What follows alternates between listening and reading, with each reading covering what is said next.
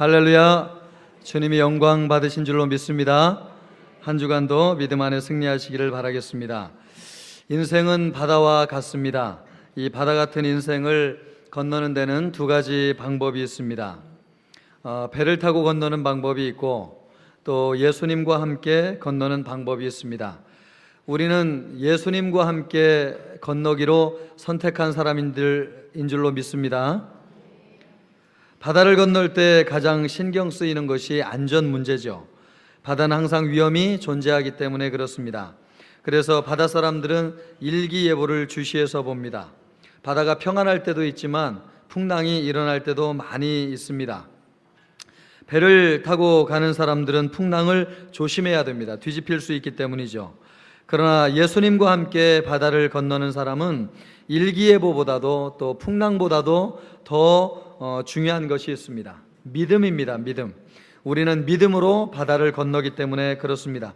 예수님에 대한 믿음을 잃어버리면 그대로 우리는 인생 바다에서 빠져버리게 되는 거죠. 예수 믿는 사람은 믿음으로 바다를 건너기 때문에 믿음을 잃는 순간 바다에 빠지게 됩니다.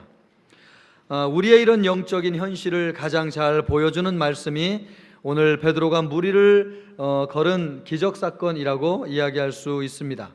베드로는 무리를 걸어오라는 예수님의 말씀을 듣고 무리를 걷습니다. 우리도 예수님의 부르심을 받고 믿기로 결심을 하였습니다. 그래서 믿음으로 인생의 바다를 걷기 시작했습니다. 베드로는 처음에 잘 걸었습니다. 그러나 파도를 보고 무서워서 물에 빠졌습니다. 우리도 처음 믿을 때는 참 뜨거운 믿음을 가지고 있었습니다. 그러나 시간이 지나면서 현실이 예수님보다 더 크게 보였습니다. 그래서 믿음을 잃어버리고 세상에 빠졌습니다.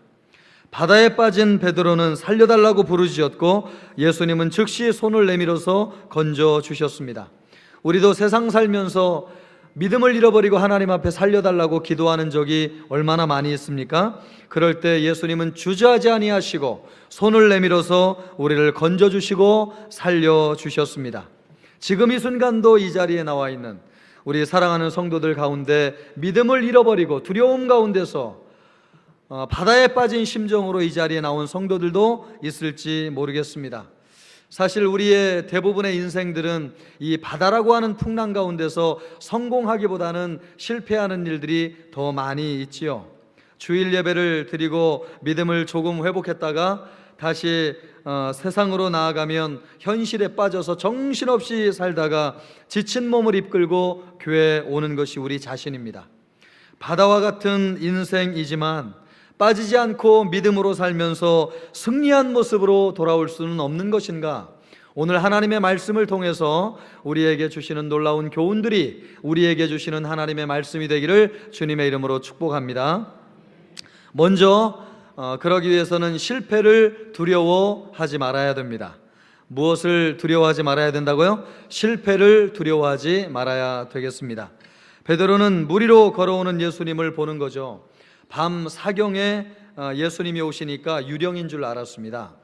밤 사경이면 우리나라 시간으로 새벽 1시에서부터 한 3시경 정도 되는 거거든요. 칠흑 같은 어두움에 아무것도 보이지 않는데 예수님이 무리를 걸어오시니까 사람과 같이 보이겠습니까? 유령처럼 보인 거죠. 그래서 제자들이 너무너무 무섭고 두려웠습니다.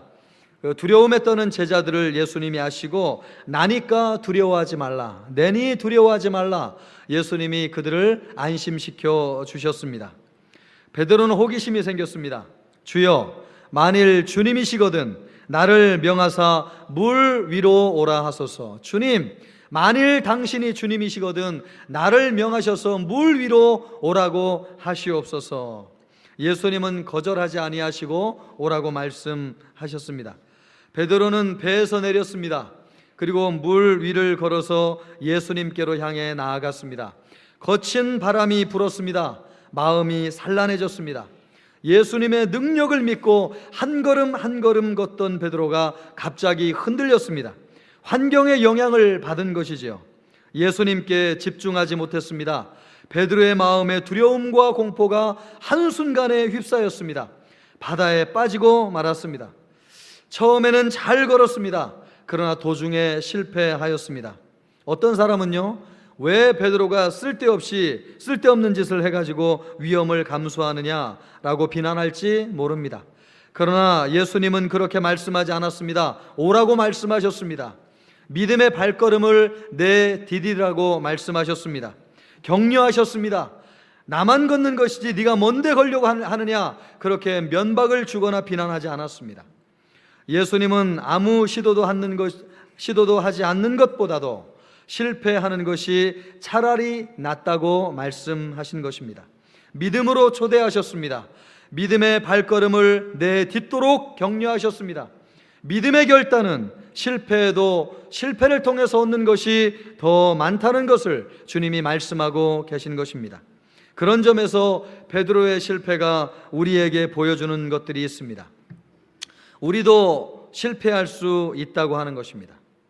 베드로도 배 안에만 있으면 물에 빠질 위험이 없었습니다. 믿음으로 살려고 하니까 실패를 하는 것이죠. 실패가 두려워서 배 안에만 있었으면 물 위를 걷는 놀라운 경험을 하지 못했을 것입니다. 믿음대로 살려고 했다가 실패도 했습니다. 베드로는 예수님이 오라고 해서 간 것입니다. 믿음의 길이고 소명의 길이고요, 부르심의 길인 거죠. 그런 길도 여러분 실패할 수 있다고 하는 것을 말씀해 주는 것입니다.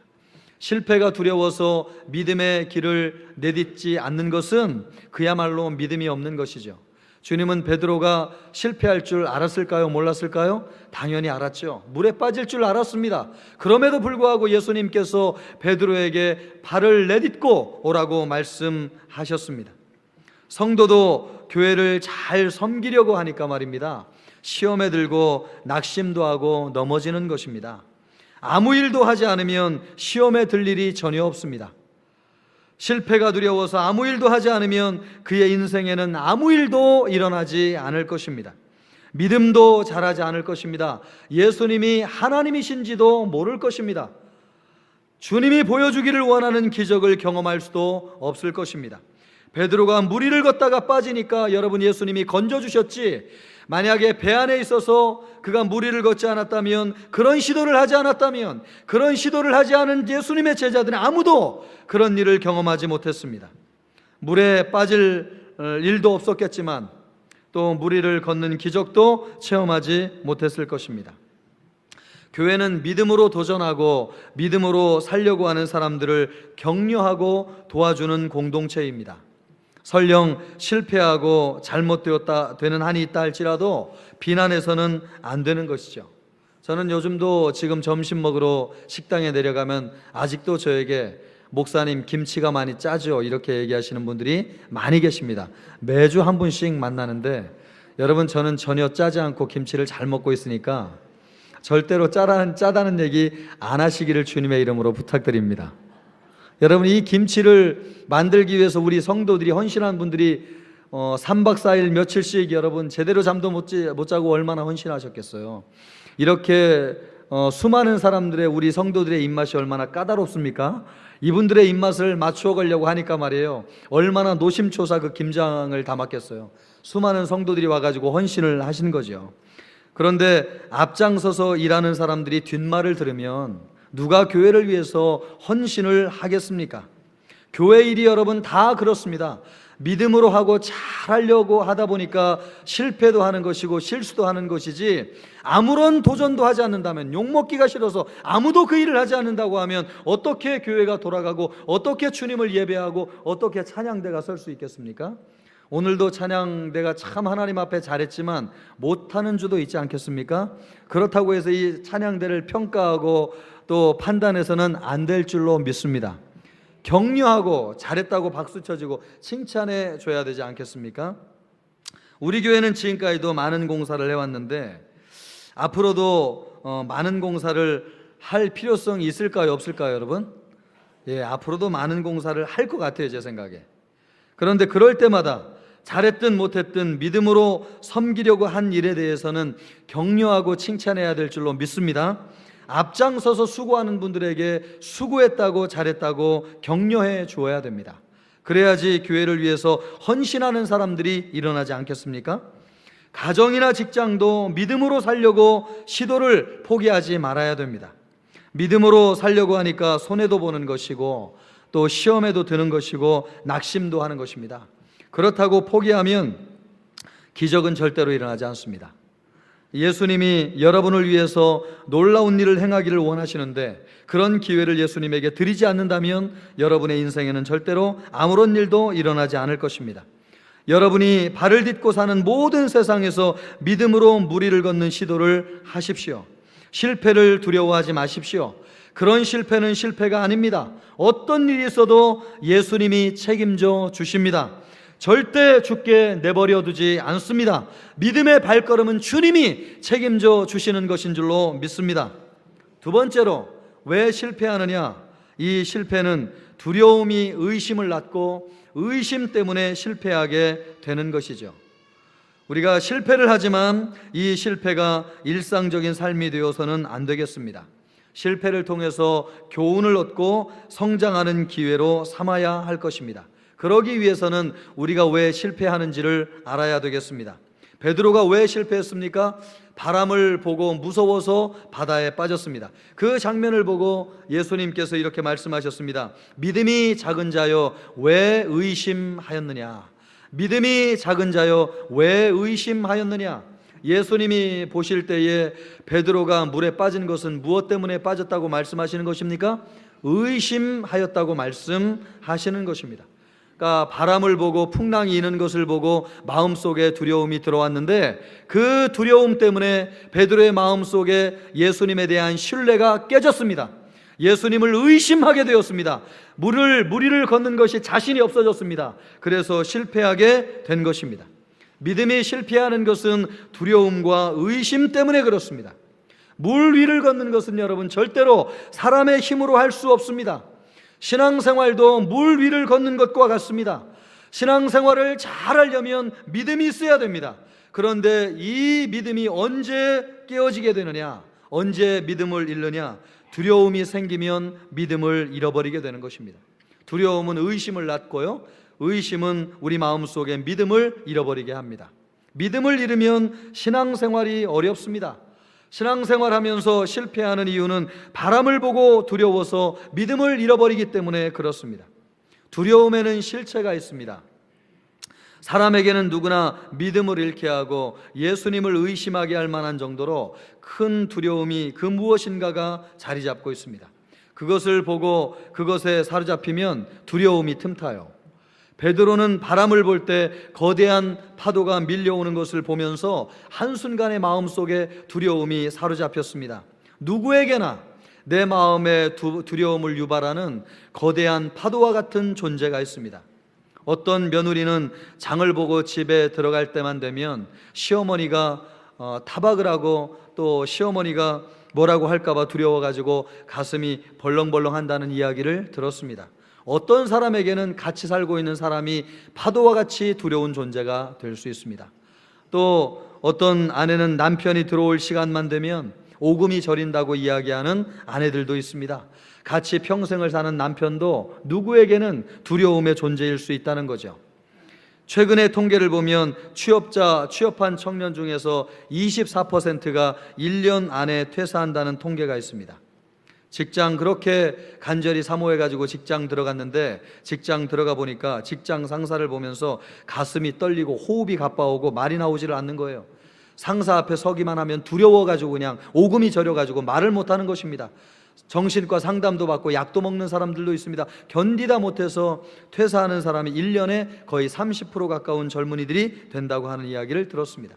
우리나라 경제 침체의 직접적인 원인이 무엇입니까? 두려움 아니겠습니까? 이 두려움 때문에 사람들이 지갑을 열지 않는 것입니다.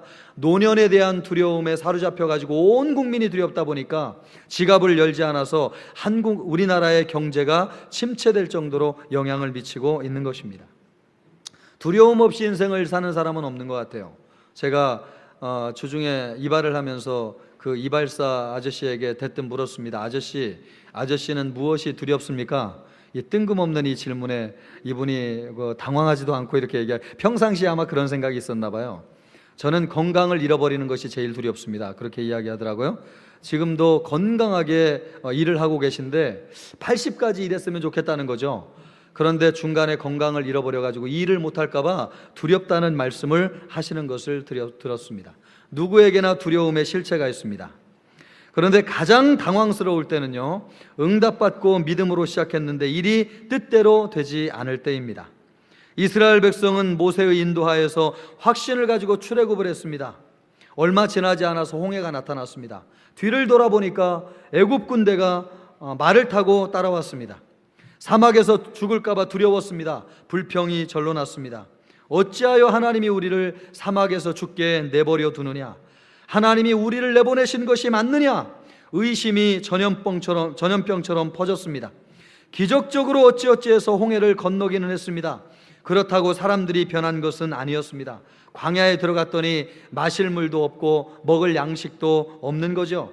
차라리 예전에 그 학대와 핍박을 받으면서도 고기와 마늘을 먹던 애굽 시절이 더 좋다고 이야기하는 사람들이, 이런 불평들이 산불처럼 이스라엘 백성 사이에 퍼져나갔습니다.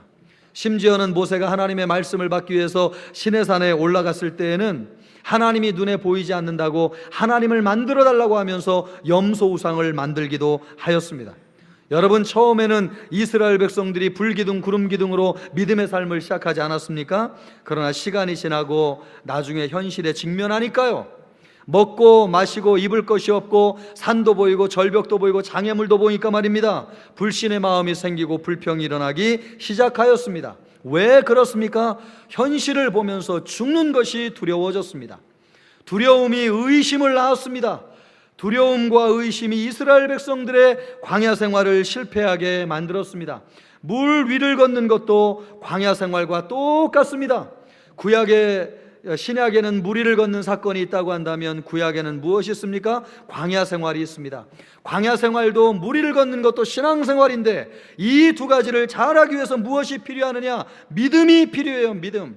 예수님에 대한 절대적인 신뢰, 주님을 붙잡는 믿음, 이것이 있어야지 우리 신앙생활을 성공적으로 할 수 있다고 하는 것입니다. 그런데 이 믿음을 깨는 것이 무엇입니까? 두려움이고 의심입니다. 우리 마음속에 현실에서 부딪히는 두려움이 우리 마음의 믿음을 깨요.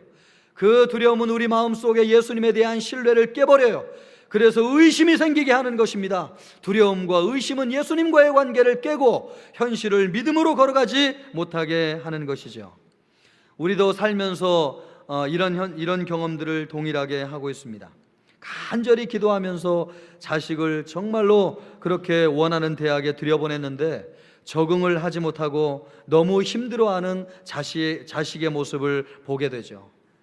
또 하나님이 인도하셨다고 하는 확신을 가지고 결혼하며 살고 있는데 살면 살수록 정말 이것이 하나님이 인도하신 것이 맞는가? 마음속에 의심이 생겨나기 시작합니다. 작정 기도를 하면서 사업을 시작했는데 시간이 갈수록 어려워지는 것입니다.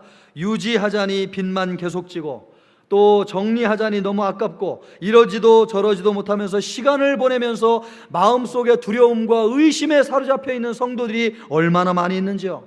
이것이 과연 하나님이 허락한 것이 맞는가? 하나님이 살아계시다고 한다면 내 인생에 이런 일이 일어날 수 있는가? 이런 의심 속에서 인생을 살아가고 있는 것입니다. 여러분, 우리는 수많은 두려움과 의심을 안고 살아가는 존재입니다. 그것이 우리 자신이에요. 영적으로 시작했다가도 육적으로 마치는 것이 우리입니다. 믿음으로 시작했다가 두려움에 사로잡혀서 예수님을 의심하고 떠나는 것이 우리 자신이에요. 그것이 우리의 영적인 현 주소입니다. 처음에는 세상을 다 얻을 것처럼 충만했다가도 어느 순간 현실을 보면서 낙심하고 좌절하고 절망하고 넘어집니다. 믿음을 포기하고 과거로 돌아가야 되는 것이 아닌가? 그래서 과거로 회개하는 것이 우리 자신의 영적인 현주소예요. 그래서 예수님께서는 그 제자들에게 성경 말씀을 통해서 이런 말씀을 자주 하셨습니다. 너희는 마음에 근심하지도 말고 두려워하지도 말라. 여러분, 성경을 보면 신구약 성경에 두려움에 관한 말씀이 400번 정도 기록되어져 있습니다. 이것을 보면 하나님이 보실 때 대부분의 성도들이 실패하는 주된 이유는 뭐라고 말씀하시는 것입니까? 두려움이라는 것입니다. 마음속의 두려움, 현실에 대한 두려움, 사람에 대한 두려움, 미래에 대한 두려움, 이 두려움에 사로잡히는 순간 믿음의 길에서 실족하게 된다고 주님이 말씀하고 계시는 것입니다. 이 두려움이 우리 마음속에 일으키는 것이 무엇입니까? 의심이라고 하는 거죠. 그래서 야고보서는 이렇게 말씀하고 있습니다. 오직 믿음으로 구하고 조금도 의심하지 말라.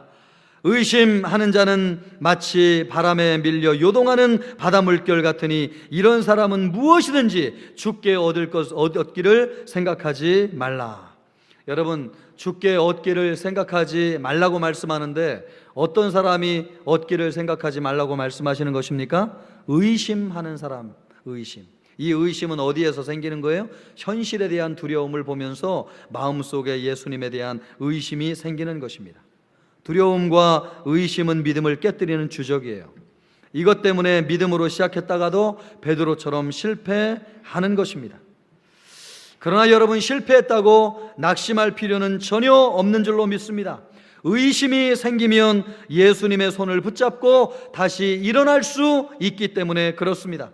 의심이 생길 때마다 예수님의 손을 붙잡고 다시 일어나십시오. 베드로는 물에 빠지면서 예수님께 큰 소리로 살려달라고 구했습니다. 주여 나를 구원하소서, 주여 나를 구원하소서. 예수님은 즉시 손을 내밀어서 베드로를 붙잡고 건져 주셨습니다. 실패했다고 끝난 것이 절대 아닙니다. 베드로의 믿음은 실패했을지 몰라도 예수님은 실패하지 않으십니다. 믿음이 실패하는 곳에 항상 누가 계시느냐? 예수님이 그 자리에 함께하고 계십니다. 예수님의 손을 붙잡으면 실패했다가도 다시 일어날 수 있습니다. 우리는 실패해도 예수님은 실패하지 않습니다. 믿음을 잃고 깊은 바다에 빠져도 예수님의 손을 붙잡고 다시 일어날 수 있습니다. 언제 예수님이 우리의 손을 붙잡아 주십니까? 베드로처럼 주여 나를 구원하여 주시옵소서, 주님 나를 살려주십시오, 이렇게 구할 때에 예수님은 즉시 오셔서 우리를 건져 주십니다. 주의 이름을 부르는 자는 구원을 얻게 되는 줄로 믿습니다. 누구든지 주의 이름을 부르라, 그리하면 구원을 얻을 것이라고 주님이 말씀하셨습니다. 십자가에 두 강도가 못 박혔지만 주님 나를 구원하여 주시옵소서 구한 강도만 구원을 받았습니다. 둘 다 죽음 직전에 있었지만 살려달라고 구하지 않은 강도는 구원을 받지 못했습니다. 큰 죄를 지어도, 죽을 죄를 지어도, 아무리 큰 실패를 해도 괜찮습니다. 예수님께 살려달라고 구하는 사람은 구원을 받습니다. 예수님은 얼마나 큰 죄를 지었는지, 또 얼마나 절망적인 상황인지, 그가 살아날 가능성은 있는지 그런 것을 보고 우리를 건져주시는 분이 아니십니다. 어떤 형편이든지 어떤 처지이든지 예수님의 이름을 부르는 자는 구원해 주시는 것입니다. 예수님의 손을 붙잡는 것은 예수님을 의지하는 것입니다. 예수님의 손을 붙잡는 것은 예수님이 우리를 향해서 팔을 내밀고 계시다고 하는 것을 믿는 것입니다.